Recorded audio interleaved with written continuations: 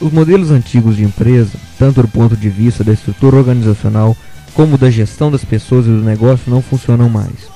As organizações tradicionais foram projetadas com base em ideias antiquadas e para um ambiente externo constante e estável.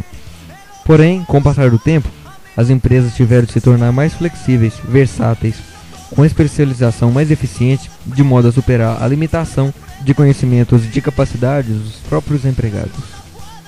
Os antigos princípios levaram a adequação das empresas para as décadas seguintes de maneira bem estruturadas, claramente organizadas, altamente eficientes na produção de determinados bens materiais em quantidades maiores e bastante estáveis em termos de resultados. Esse modelo de empresa não é mais adequado ao atendimento das características mutantes do mundo contemporâneo. Baseava-se nas características específicas da tecnologia e nos valores gerenciais da época. A tecnologia moderna não apenas facilitou a coleta, a organização, a consolidação, a transmissão, a armazenagem e a análise das informações operacionais das empresas, mas a maneira de gerenciar os recursos e as pessoas.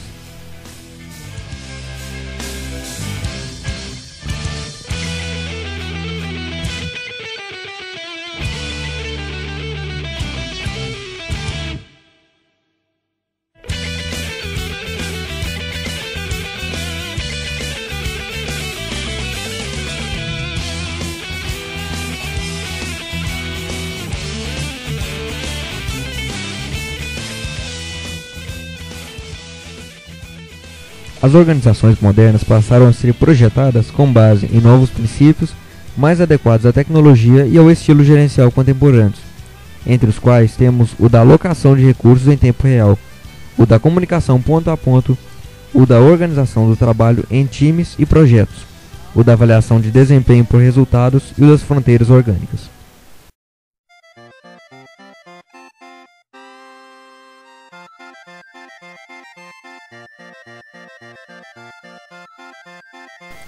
A pesquisa de Alfred Chandler consiste em falar sobre estratégia e estrutura organizacional.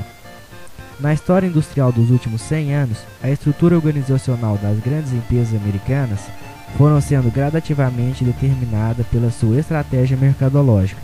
A estrutura organizacional corresponde ao desenho da organização, isto é, a forma organizacional que ela assumiu para integrar seus recursos, enquanto a estratégia corresponde ao plano de reserva dos recursos para atender a uma demanda do ambiente.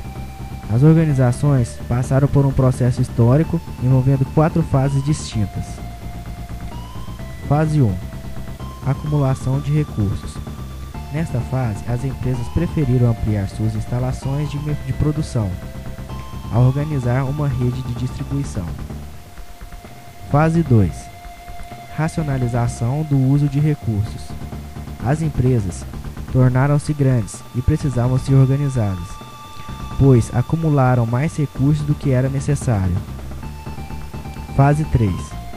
Continuação do crescimento.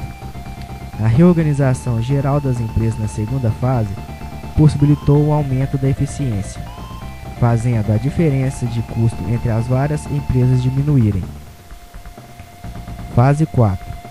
Racionalização do uso de recursos em expansão. A ênfase reside na estratégia de mercado para abranger novas linhas de produtos e novas áreas de atuação.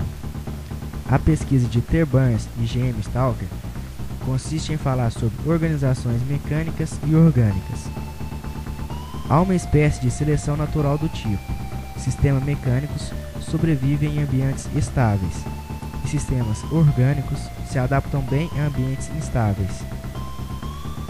A pesquisa de P.R. Lawrence e J.W. Lorsch consiste em falar sobre o confronto entre organizações e ambiente, envolvendo 10 empresas entre plásticos, alimentos e recipientes.